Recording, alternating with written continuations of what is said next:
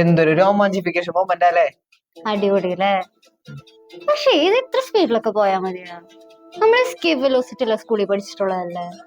ശരിയാണല്ലോ, ഇത് ഭയങ്കര പതുക്കല്ലേ പോണേ. ഈ എസ്കേപ്പ് വെലോസിറ്റി 11.2 കിലോമീറ്റർ ആണെന്നാണ് നമ്മൾ +1 പഠിച്ചത്. പക്ഷെ ആ ഒരു വേഗത എത്രത്തോളം വലുതാണോ ചെറുതാണോ എന്നുള്ളൊരു ക്ലാരിറ്റി നമുക്കില്ല. അതുകൊണ്ടായിരിക്കും നമുക്കത് പതുക്കാൻ തോന്നുന്നു. റോക്കറ്റിന്റെ കാര്യം പറഞ്ഞോളൂ, ഇവിടെ ഒരാള് റോക്കറ്റ് ഉണ്ടായി കളിക്കണം. എടുത്തേജോ ഇതെങ്ങനെ ഇതിന്റെ അകത്തേക്ക് കയറ്റ? ഞാൻ ഈ വിമാനം ഉണ്ടാക്കുന്നത് ശരിയാവില്ലല്ലോ. ആ അത് തന്നെ ഞങ്ങളുടെയും പ്രശ്നം. സാർ, ഈ എസ്കേപ്പ് വെലോസിറ്റിയിലാണോ ചന്ദ്രയാൻ 3 ഒക്കെ വിട്ട്, അതോ അതിനേക്കാൾ താഴ്ന്നൊരു സ്പീഡിലാണോ? റോക്കറ്റിന് അതിനെ നമ്മള് കൈകൊണ്ട് എടുത്തിട്ട് ISRO ചെയർമാൻ എറിയലല്ലോ ചെയ്യുന്നേ, എസ്കേപ്പ് വെലോസിറ്റിയിൽ അതിനെ തെറിപ്പിക്കാൻ വേണ്ടിയിട്ട്. ബേസിക്കലി അതിനെ പ്രൊപ്പൽ ചെയ്ത് കൊണ്ടുപോകാനായിട്ട് ഒരു എഞ്ചിൻ ഉണ്ടാവും. അങ്ങനെ കണ്ടിന്യൂസ് ആയിട്ട് തള്ളി തള്ളി തള്ളി തള്ളി കൊണ്ടുപോകാനായിട്ട് എഞ്ചിനുള്ള സിസ്റ്റം ആണെങ്കിൽ അവിടെ എസ്കേപ്പ് വെലോസിറ്റിയുടെ ആവശ്യമില്ല. ഒരു ഉദാഹരണം പറയാം.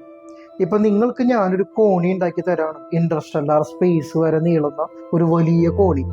ആ കോണിയിലൂടെ നിങ്ങൾ മെല്ലെ മെല്ലെ ചവിട്ടി ചവിട്ടി ചവിട്ടി കയറി കയറി കയറി പോകും തോറും നിങ്ങൾ ഇന്റർസ്റ്റെല്ലാർ സ്പേസിലെത്തും.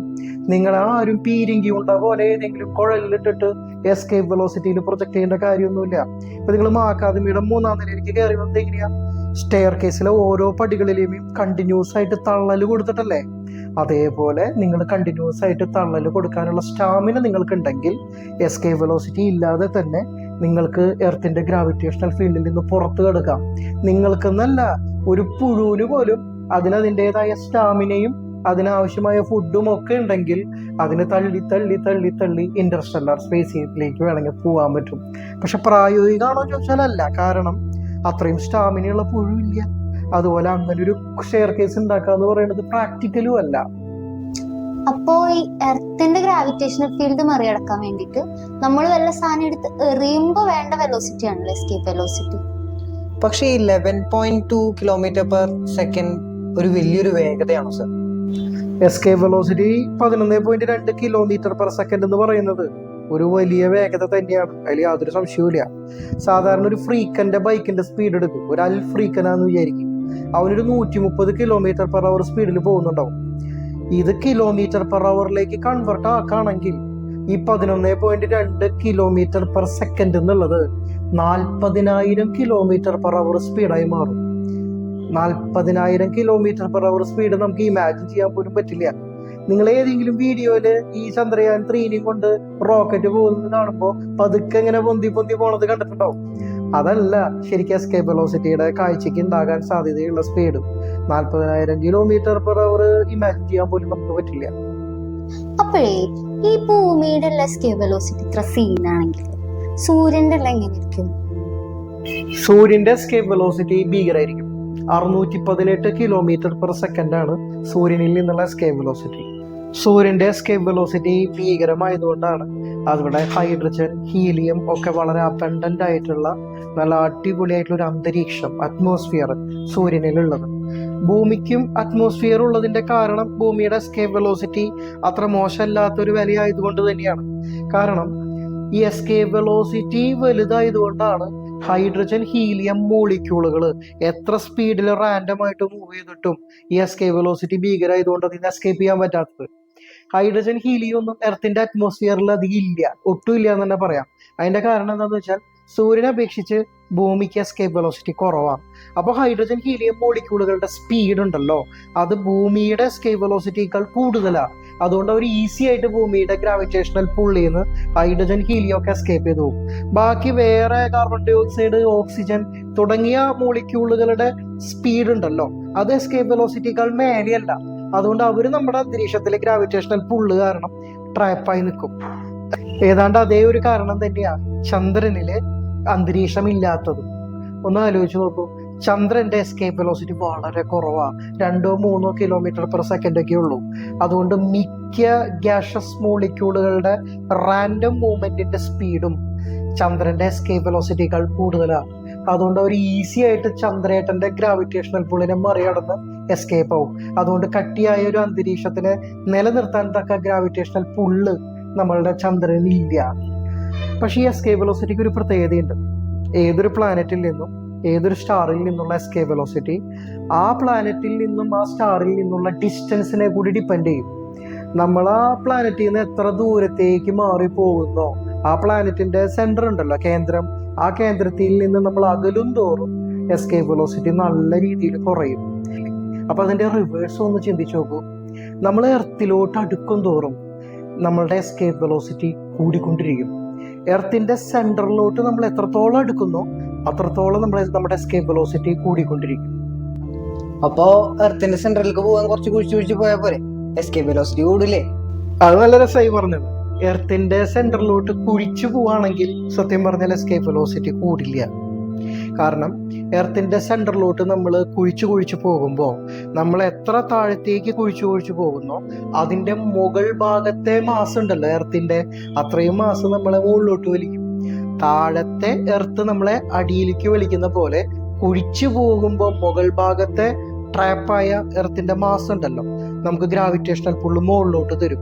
അപ്പൊ ഇൻ എഫക്റ്റ് ഗ്രാവിറ്റേഷണൽ പുള്ള് കുറയുക ചെയ്യാം. എർത്തിന്റെ സെന്ററിലോട്ട് ചെല്ലുമ്പോൾ എസ്കേപ്പ് വെലോസിറ്റി കൂടും എന്ന് ഞാൻ പറയുന്നത് വേറൊരു അർത്ഥത്തിലാ.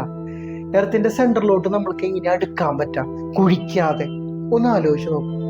കുഴിക്കാതെ എർത്തിന്റെ സെന്ററിലോട്ട് നമുക്ക് അടുക്കണമെങ്കിൽ ഒരൊറ്റ കാര്യം ചെയ്യാൻ പറ്റുള്ളൂ. എങ്ങനെയാണെന്ന് വെച്ച് കഴിഞ്ഞാൽ എർത്തിന്റെ റേഡിയസ് കുറച്ച് വരാം. എർത്തിന്റെ മാസ് അല്പം പോലും കുറയാതെ അല്പം പോലും തുളുമ്പിപ്പോവാതെ എർത്തിനെ ചുരുക്കി കൊണ്ടുവരാം. അപ്പൊ സർഫസിൽ ഇരിക്കുന്ന നമ്മൾ ഓട്ടോമാറ്റിക് ആയിട്ട് എർത്തിന്റെ സെന്ററിലോട്ട് എടുത്തു വരും. അങ്ങനെ വേണം എർത്തിന്റെ സെന്ററിലോട്ട് അടുക്കാൻ. നീ പറഞ്ഞ പോലെ കുഴിച്ച് എർത്തിന്റെ സെന്ററിലേക്ക് അടുക്കുന്നതിനെ കുറിച്ചല്ല ഞാൻ പറഞ്ഞത്.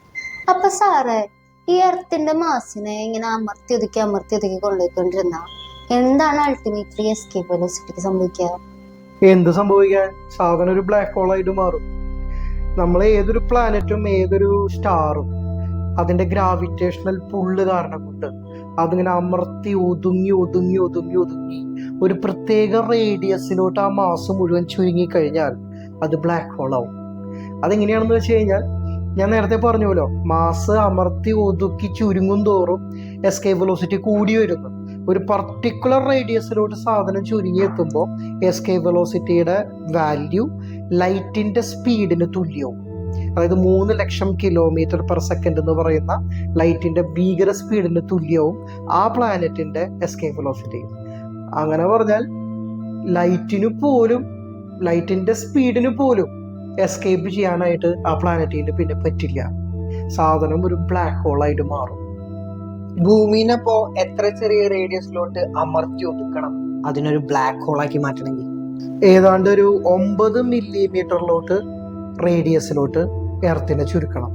9 മില്ലിമീറ്റർ എന്ന് പറഞ്ഞു കഴിഞ്ഞാൽ ഒരു ഗോലിക്കായയുടെ ഷേപ്പ്. ഒരു ഗോലിക്കായയുടെ വലിപ്പത്തിലേക്ക് എർത്തിനെ ചുരുക്കാന്ന് പറഞ്ഞു കഴിഞ്ഞാൽ ഇതൊരിക്കലും പ്രകൃതിയിൽ സ്വാഭാവികമായിട്ട് നടക്കില്ല. പക്ഷെ ഇത് വേറൊരു ഇടത്ത് ഇത് സ്വാഭാവികമായിട്ട് നടക്കുന്നുണ്ട്. ഇതുവരെ മനുഷ്യൻ കണ്ടെത്തിയിട്ടുള്ളതിലെ എല്ലാ ബ്ലാക്ക് ഹോളുകളും നക്ഷത്രങ്ങളുടെ അകക്കാമ്പ് ചുരുങ്ങിയിട്ടാണ് ബ്ലാക്ക് ഹോളുകൾ ഉണ്ടാവുക. കാരണം നക്ഷത്രങ്ങളുടെ അകക്കാമ്പിലാണ് അത്രയും വലിയ മാസ് ഉള്ളത്. അത്രയും വലിയ മാസ് ഉണ്ടെങ്കിലേ ഈ ഗ്രാവിറ്റേഷണൽ പുള്ള് കാരണം കൊണ്ടുള്ള അമർത്തി ഒതുക്കല് സാധ്യമാവുള്ളൂ. പ്ലാനറ്റുകൾക്കൊന്നും അത്ര മാസ് ഇല്ല കമ്പാരിറ്റീവ്ലി. ബട്ട് ഇതൊരു ഹൈപ്പോത്തറ്റിക്കലി ആയിട്ടുള്ളൊരു ചോദ്യമായിരുന്നു. ആ രീതിയിൽ തന്നെയാണ് ഞാനും ആൻസർ പറഞ്ഞത്. ഇപ്പൊ ഉള്ള എർത്തിന്റെ മാസ് വെച്ച് അത് ബ്ലാക്ക് ഹോൾ ആയിട്ട് മാറണമെങ്കിൽ ഇതേ മാസ് ഒരു 9 മില്ലിമീറ്റർ റേഡിയസിലോട്ട് അമർത്തി ഒതുക്കപ്പെടണം. ഇപ്പോ സൂര്യന്റെ കേസ് എടുക്കുക. സൂര്യൻ ഏകദേശം 7 ലക്ഷം കിലോമീറ്റർ റേഡിയസ് ഉള്ള സ്റ്റാറാ. ഈ 7 ലക്ഷം കിലോമീറ്റർ റേഡിയസ് ഉള്ള സൂര്യൻ 2 കിലോമീറ്റർ റേഡിയസിലോട്ട് അമർത്തി ഒതുങ്ങിയാലാണ് സൂര്യൻ പോലും ഒരു ബ്ലാക്ക് ഹോളായി മാറും. അതിൽ വേറൊരു രസം എന്താന്ന് വെച്ചാൽ സൂര്യന് പോലും ഈ 2 കിലോമീറ്റർ റേഡിയസിലോട്ട് അമർത്തി ഒതുക്കപ്പെടാനുള്ള മാസോ ഗ്രാവിറ്റേഷണൽ പുള്ളോ അതിന്റെ കോറിലോ ഉണ്ടാവുക സാധ്യമല്ല. അതായത് സൂര്യൻ ഒരിക്കലും അതിന്റെ അവസാന ഘട്ടത്തില് ബ്ലാക്ക് ഹോൾ ആയിട്ട് നശിക്കാനുള്ള സാധ്യതയില്ല. സൂര്യനേക്കാൾ 10-30 മടങ്ങ് ഭാരമുള്ള വളരെ ഹെവി ആയിട്ടുള്ള ജൈജാന്റിക് ആയ സ്റ്റാറുകളാണ് ഇത്രയും വലിയ ഗ്രാവിറ്റേഷണൽ പുള്ളിന് വിധേയമാവുകയും ഈ പറഞ്ഞ ബ്ലാക്ക് ഹോൾ ആയിട്ട് അവസാനിക്കുകയും ചെയ്യാം സാധാരണ രീതിയിൽ. ഓഹ് ഭാഗ്യം, സൂര്യൻ ഒരു ബ്ലാക്ക് ഹോളായി മാറിയിരുന്നെങ്കിൽ നമ്മളൊക്കെ അത് വിഴുങ്ങനല്ലേ. സൂര്യൻ ബ്ലാക്ക് ഹോൾ ആയി എന്ന് തന്നെ വിചാരിക്കും. സൂര്യൻ ബ്ലാക്ക് ഹോൾ ആയാൽ അതിന്റെ ചുറ്റി കറങ്ങുന്ന എല്ലാ പ്ലാനറ്റുകളെയും വിഴുങ്ങുന്നില്ല. കാരണം തിയററ്റിക്കലി ഞാൻ നേരത്തെ പറഞ്ഞില്ലേ 7 ലക്ഷം കിലോമീറ്ററുള്ള സൂര്യൻ 2 കിലോമീറ്ററിലോട്ട് ചുരുങ്ങുമ്പോഴാണ് ബ്ലാക്ക് ഹോൾ ആവാന്ന്. ആ 2 കിലോമീറ്റർ റേഡിയസിനെ വിളിക്കുന്ന ഓമന പേരാണ് ഷ്വാർസ്ഷീൽഡ് റേഡിയസ്. ഈ ഷ്വാർസ്ഷീൽഡ് റേഡിയസിലോട്ട് നമ്മൾ കടന്നാലേ നമ്മളെ ബ്ലാക്ക് ഹോൾ വിഴുങ്ങുള്ളൂ. പ്രകാശത്തെ പോലും വിഴുങ്ങും, തീർച്ചയായിട്ടും നമ്മളെയും വിഴുങ്ങും.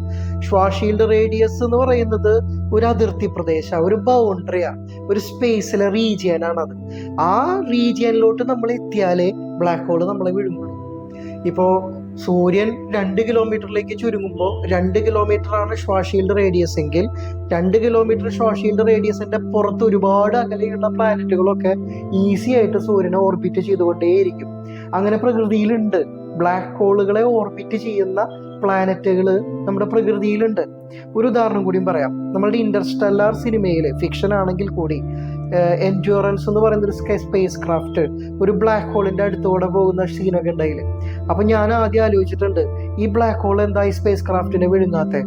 അടുത്തുള്ള എല്ലാത്തിനെയും വലിച്ചു വിഴുങ്ങാൻ നടക്കുന്ന ഒരാളൊന്നല്ല ബ്ലാക്ക് ഹോൾ. അങ്ങനെയാണെങ്കിൽ ഈ പ്രപഞ്ചം തന്നെ നിലനിൽക്കില്ല. പ്രപഞ്ചത്തിൽ എവിടെയെങ്കിലും ഒരു ബ്ലാക്ക് ഹോൾ ഉണ്ടെങ്കിൽ അതിലേക്ക് എല്ലാം ഒന്ന് വീഴേണ്ടതല്ലേ. അതിനൊരു ഇവന്റ് ഹൊറൈസൺ എന്ന് പറഞ്ഞിട്ടുള്ള ഒരു റീജിയൻ ഉണ്ട്. ആ റീജിയന്റെ ആ അതിർത്തി പ്രദേശത്തിന്റെ അകത്തേക്ക് കടക്കുമ്പോൾ മാത്രമേ അത് നമ്മളെ വിഴുങ്ങുള്ളൂ. ചന്ദ്രയാൻ 3യുടെ ലോഞ്ച് കണ്ട് രോമാഞ്ചിഫിക്കേഷനും തുടങ്ങിയതാ. അപ്പൊ നമ്മൾ ബ്ലാക്ക് ഹോളിൽ എത്തി. എന്താ മാസല്ലേ, ഇന്ത്യയുടെ മുദ്ര അവിടെ പതിഞ്ഞില്ലേ? 600 കോടി രൂപ ചെലവാക്കിയിട്ട് ഇന്ത്യയുടെ മുദ്ര പതിപ്പിക്കാൻ വേണ്ടി മാത്രമായിരുന്നു ചന്ദ്രയാൻ 3 എന്ന് നീ കരുതുന്നുണ്ടോ? അല്ലാണ്ട് പിന്നെ